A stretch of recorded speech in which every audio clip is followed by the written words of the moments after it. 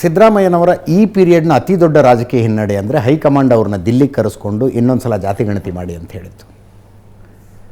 ಏನು ಒಂದು ರಿಯಾಕ್ಷನ್ ಏನಿತ್ತು? ಭಾಳ ಹರ್ಟ್ ಆಗಿದೆ ನೋಡಿ. ಒಂದು ನಿಮಿಷ, ಜಾತಿ ಗಣತಿಯನ್ನು ನಾನು ಬೆಂಬಲಿಸಿದವನು.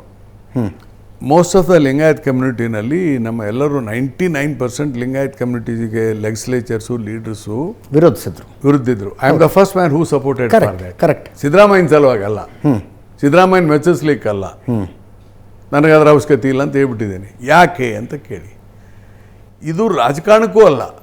ಇವತ್ತು ಏನಾಗಿದೆ, ಈಗ ನಿಮಗೆ ಜಿಲ್ಲಾ ಪಂಚಾಯತ್ ತಾಲೂಕು ಪಂಚಾಯತ್ ಚುನಾವಣೆ ಬಂತು, ನಗರಸಭೆಗಳು ಬಂದೋಗಿದ್ದಾವೆ. ಇಲ್ಲಿ ಸುಮ್ಮನೆ ಬ್ಯಾಕ್ವರ್ಡ್ ಒಂದು ಯಾವುದೋ ಒಂದು ಓಣಿನ ಬ್ಯಾಕ್ವರ್ಡ್ ಕ್ಲಾಸ್ ಅಂತ ಮಾಡಿಬಿಡ್ತಾರೆ. ಮಾಡೋದಂದ್ರೆ ಉದಾಹರಣೆ ನನ್ನ ಕೇಳಿ ಹೇಳ್ಬಿಡ್ತೇನೆ. ನಾವೇನು ಮಾಡ್ತೀವಿ, ಅಲ್ಲಿ ಕೂತ್ಕೊಂಡಿರ್ತೇವೆ, ನಮಗೆ ಬೇಕಾಗಿರಲ್ಲ ಅದು ಓಣಿ, ಇದು ಬ್ಯಾಕ್ವರ್ಡ್ ಕ್ಲಾಸ್ ಮಾಡು ಅಂತ ಹೇಳ್ಬಿಡೋದು. ಶೆಡ್ಯೂಲ್ ಕಾಸ್ಟ್ ಶೆಡ್ಯೂಲ್ ಟ್ರೈಬನ್ನು ಮಾಡ್ಲಿಕ್ಕೆ ಬರೋದಿಲ್ಲ.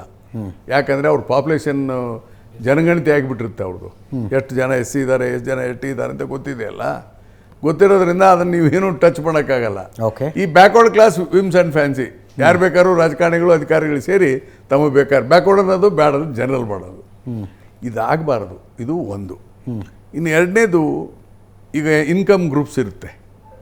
ಕೆಲವು ಮಂದಿ ಆರ್ಥಿಕವಾಗಿ ಹಿಂದುಳಿದಂಥವ್ರಿಗೆ, ಕೆಲವು ಜನರಿಗೆ ಸಾಮಾಜಿಕವಾಗಿ ಹಿಂದುಳಿದಂಥವ್ರಿಗೆ ಅನುಕೂಲತೆಯನ್ನು ಮಾಡಬೇಕಾದ್ರೆ ಈ ಜಾತಿ ವ್ಯವಸ್ಥೆ ನಮ್ಮ ದೇಶದಲ್ಲಿ ಬಂದುಬಿಟ್ಟಿದೆ. ಅದು ಯಾರು ಎಷ್ಟಿದ್ದಾರೆ ಅಂತ ತಿಳ್ಕೊಳ್ಳೋಕೆ ಮಾಡಬೇಕು. ಇಲ್ಲದ್ರೆ ಏನಾಗಿಬಿಟ್ಟದೆ, ಈ ನಾವು ಲಿಂಗಾಯತರು ನಾವೆಲ್ಲ ಏನಾಗ್ಬಿಡ್ತು, ನಮ್ಮ ಜನಸಂಖ್ಯೆ 4 ಕೋಟಿ ಇದ್ದೀವಿ ಅಂದ್ಬಿಡ್ತಾರೆ. ಇರೋದೇ 7 ಕೋಟಿ ಟೋಟಲ್ ಜನಸಂಖ್ಯೆನೇ. ಒಕ್ಕಲಿಗರು ಇಷ್ಟಿದ್ದಾರೆ ಅಂದ್ಬಿಡ್ತಾರೆ. ಇವರು ಹಿಂದುಳಿದವರು ಯಾವುದೋ ಉಪಜಾತಿ ಕುರುಬರು ಇಷ್ಟಿದ್ದಾರೆ ಅಂದ್ಬಿಡೋದು, ಗೊಲ್ಲರು ಇಷ್ಟಿದ್ದಾರೆ ಅಂದ್ಬಿಡೋದು. ಅದನ್ನೆಲ್ಲ ಜನಸಂಖ್ಯೆ ಲೆಕ್ಕ ಹಾಕಿಬಿಟ್ರೆ 25 ಕೋಟಿ ಆಗುತ್ತೆ.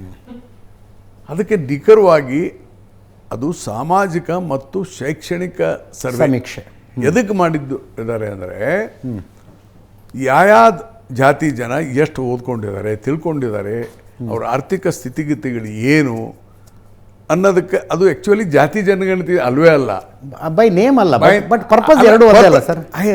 ನಂಬರ್ ಹೇಳೋದೇ ಅಲ್ಲ. ನಾನು ಏನು ಇಂಡೈರೆಕ್ಟಾಗಿ ಮಾಡಿದ್ದಾರೆ. ಅದು ಸಾಮಾಜಿಕ ಮತ್ತು ಶೈಕ್ಷಣಿಕ ಇದನ್ನು ತಿಳ್ಕೊಳ್ಳೋದ್ರ ಸಲುವಾಗಿ ಮಾಡಿದಾಗ ಇವೆಲ್ಲ ಡಾಟಾ ಬಂತು. ಹೀಗಾಗಿ ಎಲ್ಲರೂ ಜಾತಿ ಗಣತಿ ಅಂತ ಹೇಳ್ಬಿಟ್ರು.